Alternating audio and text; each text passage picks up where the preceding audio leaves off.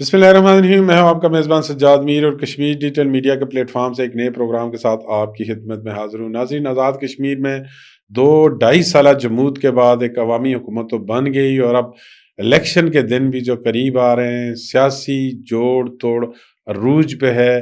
کوئی جماعتیں چھوڑ رہا ہے اور کوئی جماعتیں جوائن کر رہا ہے۔ اس کے کیا نتائج ہوں گے؟ آنے والے الیکشن میں کس پارٹی کی جو پوزیشن ہے مستحکم ہے، یا کون سی جو پارٹی ہے وہ حکومت بنائے گی؟ اور اس کے ساتھ ساتھ کہ مظفر آباد کے لوگوں کے لیے ایک بہت بڑی خوشخبری جو گزشتہ کل محسن نقوی نے لندن میں ایک روڈ شو کے دوران یہ اناؤنس کیا ہے کہ مظفر آباد کے اندر اب انٹرنیشنل اور پی ایس ایل کے میچ ہوں گے۔ یہ آزاد کشمیر کی اکانومی میں کس حد تک بوسٹ کرے گا، یا آزاد کشمیر کے عوام میں کتنی خوشیاں لائے گا، یا اس سے ترقی کے کتنے مواقع ملیں گے؟ ان سب پہ آج ہم بات کریں گے۔ میرے ساتھ اسٹوڈیو میں سینئر صحافی تجزیہ نگار محترم ابرار حیدر صاحب موجود ہیں۔ ان سے پوچھیں گے کہ آزاد کشمیر کے اندر اگلا سیاسی سینیریو کیا بننے جا رہا ہے۔ ابرار صاحب، آپ کو پروگرام میں ویلکم۔ بہت شکریہ جی۔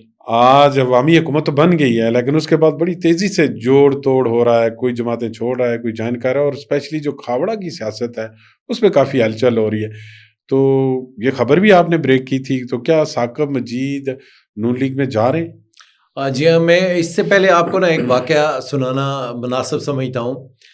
ایک وقت تھا نا، یہاں پہ یہ جو ہمارے سیاسی رہنما ہوتے ہیں نا، یہ زیر عتاب بھی آیا کرتے ہیں، کبھی حکومتوں میں ہوتے ہیں تو کبھی بڑے زیر عتاب ہوا کرتے ہیں۔ صحیح۔ مجھے یاد پڑ رہا ہے کہ میاں محمد نواز شریف زیر عتاب تھے، بہت بری صورتحال تھی۔ آزاد کشمیر تشریف لائے تو یہاں کا ماحول بڑا ہی، میں کیا بتاؤں آپ کو، کہ بڑے بڑے لوگ غائب ہو گئے تھے، بڑے بڑے نمبر لوگ غائب ہو گئے تھے، چونکہ ہم وہ طالب علم ہے نا، ہمارے سامنے ہے سارا منظرنامہ۔ وہاں پہ ایک بیوروکریٹ ہیں، میں اب ان کا نام لوں یا نہ لوں، میں اس پہ تھوڑا کنفیوز ہوں، پردہ رہنے دیں۔ وہ وہاں پہ موجود تھے، وہ پروٹوکول دے رہے تھے نواز شریف صاحب کو ایکس پرائم منسٹر کی حیثیت سے، لیکن وہ بعد میں او ایس ٹی ہوئے۔ وہ بیوروکریٹ بڑے اچھے انسان ہیں، اور راجہ عبدالقیوم خان نے چھتر کلاس میں نواز شریف کا استقبال کیا، وہاں پہ انہیں عزت کے ساتھ، احترام کے ساتھ وہاں پہ انہیں خطاب کروایا، ان کے لیے وہ کھڑے رہے، راجہ عبدالقیوم خان جو سابق وزیر ہے ہمارے، اور یہ کھاوڑا میں ان کا تعلق ہے، کھاوڑا سے ہی۔ اچھا، اب یہ مسلم لیگ نون میں ہی ہے۔ ابھی جو تازہ ترین ڈیولپمنٹس ہیں ان میں یہ ہوا ہے کہ جو ہماری اطلاع ہے، وہ راجہ ثاقب مجید مسلم لیگ نون میں شامل ہو چکے ہوئے ہیں، یا بس رسمی سی کارروائی رہ رہی ہے، وہ شامل ہو رہے ہیں۔ آج ان کے حلقے میں ایک بڑا مشاورتی پروگرام بھی ہے، تو فیصلہ ہو جانا ہے کہ نون لیگ میں آ رہے ہیں۔ چلیں، اگر نون لیگ میں آ جاتے ہیں تو یہ جو ابھی ریسنٹ جو ایپیسوڈ ہوا عوامی ایکشن کمیٹی کے والا، اس حوالے سے عوامی ایکشن کمیٹی کا بڑا دباؤ ہے کہ ان کے اوپر ایف آئی آر ہو، تو پھر کیا سینیریو دیکھتے ہیں کہ اس کا نقصان کس کو ہوگا؟ دیکھیں نا، ایک تو یہ بالکل طے ہے کہ مسلم لیگ نون میں وہ شامل ہوں گے، بالکل ہوں گے، مطلب ان کی بات چیت، یہ وہ چیزیں ساری مکمل ہو چکی ہوئی ہیں۔ صحیح۔ ان کو ٹکٹ کا وعدہ بھی ہو چکا ہوا ہے، حالانکہ بیچ میں یہ بھی ایک بات منظر عام پہ تھی کہ مسلم لیگ نون کے صدر شاہ غلام قادر اور سابق وزیر اعظم راجہ محمد فاروق حیدر خان صاحب نے خود راجہ عبدالقیوم خان صاحب کو یہ کہا تھا کہ آپ خود الیکشن لڑیں، اور مسلم لیگ نون کا ٹکٹ آپ کے لیے ہے، لیکن آپ اگر کہیں بچوں کو، بھتیجوں کو، تو وہ ٹکٹ نہیں ملے گا۔ یہ دونوں جو ہمارے بڑے ہیں، یہ دونوں مسلم لیگ نون کے جو بڑے ہیں، انہوں نے راجہ عبدالقیوم خان صاحب کو یہ یقین دہانی کروائی تھی، میرے علم میں ہیں چیزیں۔ اب اس کے بعد یہ ہوا ہے کہ بیچ میں سے ایک نیا وہ ہو گیا، جوائنٹ عوامی ایکشن کمیٹی کا ایک معاملہ تھا، اس دوران کچھ ایسا ہوا کہ میں اس کی حمایت نہیں کرتا۔ راجہ ثاقب مجید نوجوان آدمی ہیں، انہیں آگے بڑھنا چاہیے، وہ آگے جانے لائق ہیں، بے شک جائیں، اچھی بات ہے، لیکن وہ والا جو ایپیسوڈ وہ نیلم پل پہ کیا گیا، وہ ہماری سیاست، ہماری رواداری، ہمارا جو فیوچر ہے اس کو داغدار کر رہا ہے۔ صحیح۔ ابھی جو مجھے اس دوران ہی لگ رہا تھا، اب میں یہ کہہ نہیں سکتا کہ میرا گمان درست تھا یا غلط تھا، مجھے نہیں پتا، لیکن میں چونکہ طالب علم ہوں تو سردار عبدالقیوم خان صاحب کے ساتھ بیٹھنے کا مجھے اعزاز حاصل ہے۔ وہ گھر، اس کی سیاست، اس کی رواداری، سردار عبدالقیوم خان صاحب خود سردار سکندر یاد خان صاحب کو وزیر اعظم بناتے رہے ہیں۔ وہ بہت بڑے انسان تھے، لیکن وہ گولی کی سیاست نہیں کرتے تھے، وہ نفرت تشدد کی سیاست نہیں کرتے تھے. یہ غازی آباد کا گرانا یہ تو تاریخ ہے جی. وہ وہاں پہ عزت کے ساتھ میں آپ کو ایک اور واقعہ سنانا چاہتا ہوں کہ ایک وقت میں یہاں پہ کچھ کشمیر کونسل کی نشستوں کی کہانی تھی. سردار عتیق احمد خان نوجوان تھے, جذباتی تھے یا جذبے والے تھے, جو بھی آپ کہیں, وہ دونوں نشستیں لے کے جانا چاہ رہے تھے, وہ دونوں نشستیں لینے جا رہے تھے. محترمہ بے نظیر بھٹو صاحبہ یہ چاہتی تھیں کہ ایک نشست پاکستان پیپلز پارٹی کو ملے. مجاہد اول کو پتا چلا کہ سردار عتیق احمد خان جو ہے ان کے فرزند وہ یہ چاہتے ہیں کہ دونوں سیٹیں, جوڑ توڑ ہو رہا تھا وہاں پہ, پیسہ بھی لگ رہا تھا, چیزیں ہو رہی تھیں کہ دونوں سیٹیں ہمیں ملیں. بس میرے علم میں ہے کہ وہ مجاہد اول نے سردار عبدالقیوم خان صاحب نے بلایا سردار عتیق احمد خان کو, بلا کے پوچھا ہاں بچو کیا ہو رہا ہے. اب انہوں نے بتایا جی کہ ہم دونوں سیٹیں لے رہے ہیں. وہاں پہ انہوں نے کہا نہیں, آپ نے ایک سیٹ چھوڑنی ہے, پاکستان پیپلز پارٹی کے لیے چھوڑنی ہے. وہ بات تھی, وہ رواداری والے لوگ تھے, ان کا گھرانہ عزت دار گھرانہ اور رواداری والا گھرانہ تھا. لیکن شاہ جی اس میں جو مسلم کانفرنس نے بھی ان کے اس ایکٹ کو آن نہیں کیا تھا. میں یہ اسی طرح بڑھنا چاہ رہا تھا کہ اب دیکھیں نا, سردار عتیق احمد خان کی لیگیسی ہے, سردار خالد ابراہیم کی ایک لیگیسی ہے, وہ مطلب وہ نہیں چل سکتے اس طرح سے نا. مجھے بس پتا ہے نا کہ وہ کیوں نہیں چل سکتے. اب معاملہ کیا ہے, معاملہ یہ ہے کہ سردار عتیق احمد خان نے آنرشپ نہیں لی, نیلم پول کی آنرشپ انہوں نے نہیں لی. ظاہر ان پہ دباؤ بھی ہوا ہوگا, راجہ ساکم مجید ان کے داماد بھی ہیں, رشتہ بھی ہے, ان کی جماعت کے ساتھ ایک عرصے سے وابستہ بھی ہیں, ساری چیزیں موجود ہیں, لیکن انہوں نے آنرشپ نہیں کی. انہوں نے برملا کہا کہ بھائی ہمارا تو پروگرام ہی نہیں ہے. صحیح. اور پھر اس کے بعد انہوں نے کہا کہ اس پہ جوڈیشل کمیشن بنے. اب یہ چیزیں چل رہی تھیں اور ہمیں بالکل پتا تھا بیک ڈور میں کیا ہو رہا ہے اور کیسے ہو رہا ہے. تو اب یہ جو ہوا ہے نا, سردار عتیق احمد خان نے جو اس کی آنرشپ نہیں لی, انہوں نے اپنی عزت میں اضافہ کیا. سیٹیں ملا کرتی ہیں, کبھی نہیں بھی ملا کرتی ہیں, کبھی مسلم کانفرنس کے مقابلے میں 2-4 سیٹیں لینا بھی مشکل ہوا کرتا تھا. یہ ہوتا ہے, زوال بھی ہوتا ہے, عروج بھی ہوتا ہے, لیکن انسان کے اصول زندہ رہتے ہیں. اور اس مرحلے میں آل جموں کشمیر مسلم کانفرنس کے سربراہ عتیق احمد خان نے جو موقف رکھا, میرا یہ خیال ہے کہ اس ریاست کا, ان لوگوں کا, ان روادار لوگوں کا موقف وہی تھا. تو ابھی آپ اس طرف آتے ہیں, کیا نقصان ہو اگر یہ نون لیگ میں آ جاتے ہیں؟ تو ووٹ بینک کم ہوگا نون لیگ کا, کیونکہ عوامی ایکشن کمیٹی تو بہرحال ایک پاور تو ہے نا. دیکھیں نا, میں اس کو ذرا ڈیفرنٹ اینگل سے دیکھ رہا ہوں. جو کھاوڑا کی نشست ہے نا, ساکم مجید پچھلے الیکشن میں بہت قریب جا کے آ رہے ہیں, وہاں پہ ان کی مقبولیت ہے, وہاں پہ وہ بالکل اپنے لوگ ان کے ساتھ بالکل جڑے ہوئے ہیں. آپ دیکھیں نا 20 سال سے وہ مسلسل الیکشن لڑ رہے ہیں اور ہار رہے ہیں, لیکن لوگ ان کے ساتھ جڑے ہوئے ہیں. یہ ان کی بہت بڑی کامیابی ہے. ابھی پچھلا الیکشن انہیں بہت قریب جا کے آ رہا. مسلم لیگ نون کا ٹکٹ ان کے لیے بڑا مفید ثابت ہوگا. اب یہ بالکل واضح نظر آ رہا ہے کہ مسلم لیگ نون کا ٹکٹ ان کے لیے بڑا مفید ثابت ہوگا. لیکن عوامی ایکشن کمیٹی, جوائنٹ عوامی ایکشن کمیٹی ایک پہلو ہے, وہ کھاوڑا میں بھی ہے, وہ مظفر آباد شہر میں سب سے زیادہ ہے. ابھی اس کے ساتھ ساتھ جو مسلم لیگ کے پرانے لوگ ہیں, ان کا کیا رد عمل سامنے آئے گا, وہ کیا کریں گے, وہ کھاوڑا کی سیاست پہ ان کا اثر ضرور آئے گا. کھاوڑا کی سیاست ایک طرف رکھیں آپ, کھاوڑا کی سیاست میں عوامی ایکشن کمیٹی شاید اتنی مضبوط توانائی نہ ہو کہ جتنی مظفر آباد شہر میں ہے.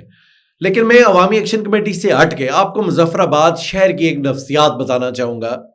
مظفر آباد شہر ایک عجیب مائنڈ سیٹ کا شہر ہے. آپ اگر 85 سے آن ورڈ یہاں کے نتائج اٹھا کے دیکھیں نا, یہ اپنی من مرضی کا, اپنی منطق کا شہر ہے. ڈوڈیال جو ہے نا, ڈڈیال, جہاں کا ایک بندہ پورے کشمیر کو خرید سکتا ہے, امیر ترین شہر ہے. لیکن کبھی ایسا نہیں ہوا کہ اسلام آباد میں بیٹھی ہوئی ہو مسلم لیگ اور یہاں پہ جیتے پیپلز پارٹی ڈوڈیال میں. یہ نہیں ہوتا. وہ پورا مائنڈ سیٹ وہاں اسلام آباد پہ فکس ہوتا ہے. یہ مظفر آباد, یہ اور سائنس ہے اس کا مزاج ہی اور ہے. مجھے پتا ہے کہ سردار سکندر یاد خان صاحب کے دور میں کیسے ان کے مخالفین یہاں بلدیاتی انتخابات جیت گئے. اور یہ عجیب شہر ہے, اس شہر کی کوئی اور ہی کہانی ہے.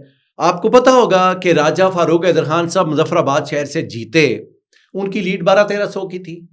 اب ان کے ضمنی الیکشن میں بیرسٹر افتخار کی لیڈ 13,000 کی تھی. یہ من موجیوں کا شہر ہے, من مرضی کا شہر ہے, اس میں کوئی چیز اوپر سے نہیں آتی. اثر نہیں پڑے گا. نہیں, ضرور پڑے گا. اچھا, یہ شہر جو ہے نا, یہ شہر اس پہ رد عمل دے سکتا ہے, میری رائے ہے. مجھے سب سے زیادہ جو اس وقت آزاد جو مظفر آباد ڈویژن ہے نا, اس میں سب سے مضبوط سیٹ مسلم لیگ کی جو لگ رہی ہے نا, وہ بیرسٹر افتخار گیلانی کی ہے. میری نظر میں بیرسٹر افتخار بہت آگے ہیں, پیپلز پارٹی اس سے کافی پیچھے ہے, اور پی ٹی آئی تو کافی پیچھے ہے. لیکن مظفر آباد شہر کے ہر تیسرے گھر میں وہ ویڈیو ہے 9 تاریخ والی, اس کی نیلم پول والی. اب وہ ویڈیوز چلیں گی. آپ دیکھیں نا, سیاست ہے, سیاست میں بھی لوگ چلائیں گے. ابھی عوامی ایکشن کمیٹی کی ایک اور بات میں آپ کو بتاؤں, وہ نہیں اثر انداز ہو سکتی. اس کی وجہ یہ ہے کہ وہاں پہ مسلم لیگ نون کے دوست ہیں باہر بیٹھے ہوئے ہیں. اگر عوامی ایکشن کمیٹی سیاست میں نہیں آتی, اگر وہ الیکشن لڑنے کی طرف نہیں جاتی, تو وہ جو مسلم لیگ نون کے ساتھ ہیں, مطلب انجم بھائی ہے وہاں پہ, یہ مسلم لیگ نون کے پریزیڈنٹ تھے. اب یہ لوگ جو ہے نا, یہ اپنی جماعت کو ووٹ دیں گے, ہر صورت میں دیں گے. اب بھی ان کو, وہ جو نون والے ہیں, ان کو تو ایشو نہیں ہے. اگر عوامی ایکشن کمیٹی سیاست میں جاتی ہے, الیکشن لڑتی ہے, تو پھر اور سچویشن ڈیولپ ہوگی. اگر وہ نہیں جاتی, عوامی ایکشن کمیٹی کا یہاں پہ عمل دخل نہیں ہوگا, یہاں پہ شہر کا عمل دخل ہوگا. شہر, چونکہ شہر میں یہ سمجھا جا رہا ہے کہ وہ جو ایکٹ تھا نیلم پول والا, وہ شہر کی تذلیل تھی, شہر پہ حملہ تھا, شہر پہ ایک طرح سے کہیں کہ اس کو غنڈہ گردی کی اس میں آ رہا تھا. تو وہ جو چیزیں ہیں نا, شہری نہیں بھول سکیں گے. مجھے لگ رہا ہے یہ شہری نہیں بھولیں گے. میں ان شہری کو جانتا ہوں نا, میری زندگی گزری ہوئی ہے. چلیں دیکھتے ہیں الیکشن میں یہ کس طرف جاتی ہے عوام. لیکن ابھی دوسرے اہم موضوع پہ آتے ہیں کہ یہ ابھی جو گزشتہ کل نقوی صاحب نے ایک نیا جو ہے نا خوشخبری سنا دی ہے کشمیری عوام کے لیے, کس حد تک یہ ہماری معیشت اور عوامی امنگوں کی ترجمانی کرتی ہے. دیکھیں نا, ایک تو بالکل واضح بات ہے نا, گزشتہ 2.5 سال آزاد کشمیر میں جمود تھا, اور ایک طرح سے آپ کہہ لینا کہ لوگ اپنی زندگیوں سے ہی بیزار تھے. سیاسی کارکنان تنگ تھے, لوگ تنگ تھے.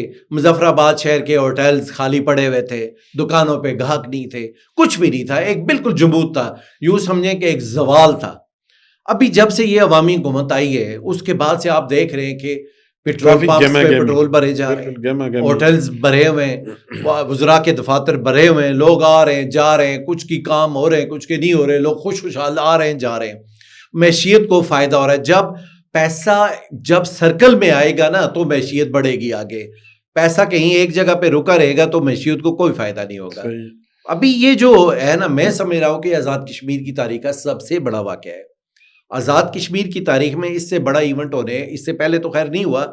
یہ ایونٹ آزاد کشمیر کو انٹرنیشنل لیول پہ, نیشنل لیول پہ عزت دے گا, اس کی معیشت کو آگے لے کے بڑھے گا. اور اس سے خاص طور پہ نوجوان جو ہمارے فرسٹریشن کا شکار ہے, ڈپریشن کا شکار ہے نوجوان, ان کو بھی یہ لگے گا کہ ہمارے لیے بھی ایک موقع آ گیا ہوا ہے.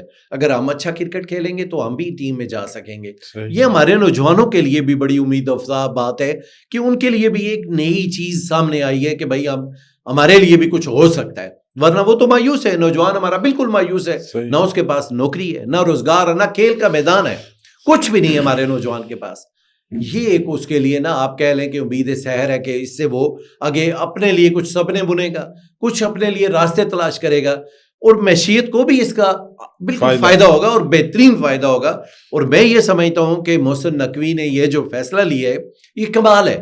آزاد کشمیر کے لیے یہ فیصلہ کمال ہے, اور اس سے آزاد کشمیر میں جو ہمارے لوگ برطانیہ میں بیٹھے ہوئے ان کو بھی خوشی ہوگی, چونکہ وہ بھی بہت نالاں ہیں موجودہ موجودہ جو نظام ہے یا موجودہ جو کچھ ہو رہا ہے یہاں پہ, اس سے ہمارے جو اوورسیز کشمیری ہیں وہ بڑے تنگ آئے ہوئے ہیں, بڑی عجیب و غریب ان کی کیفیتیں ہیں. اگر آپ ان سے بات کریں تو وہ بڑے مایوس ہیں. ان کے لیے بھی یہ بڑی امید افزا چیز ہے کہ بھائی اب آزاد کشمیر میں انٹرنیشنل کرکٹ ہو رہی ہے, وہاں پہ PSL ہو رہا ہے, یہ ساری چیزیں جو ہے نا وہ ریاست کو آگے لے کے جائیں. اور انڈیا کا جو ہے اب یہ تو دیکھیں نا ایک فطری عمل ہے. آزاد کشمیر میں لوگ خوش ہوں گے, پاکستان میں لوگ خوش ہوں گے, تو انڈیا میں صف ماتم ہے. یہ تو بالکل ایک نیچر بن چکی ہوئی ہے نا. اب یہ آپ سمجھیں, دیکھیں نا, ابھی انڈیا کے لیے تو یہ بہت تکلیف دہ صورتحال ہے کہ آزاد کشمیر جس کو وہ اپنا حصہ قرار دے کے قبضہ کرنا چاہتا ہے, ہڑپ کرنا چاہتا ہے, اس آزاد کشمیر میں PSL ہو رہی ہے, اس آزاد کشمیر میں انٹرنیشنل میچز ہو رہے ہیں.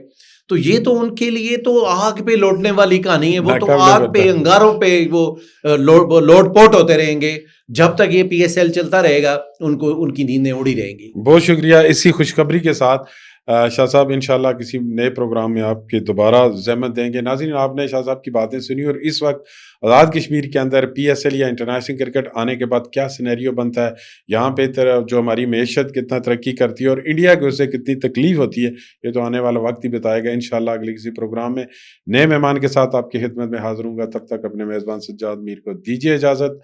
اللہ نگہبان۔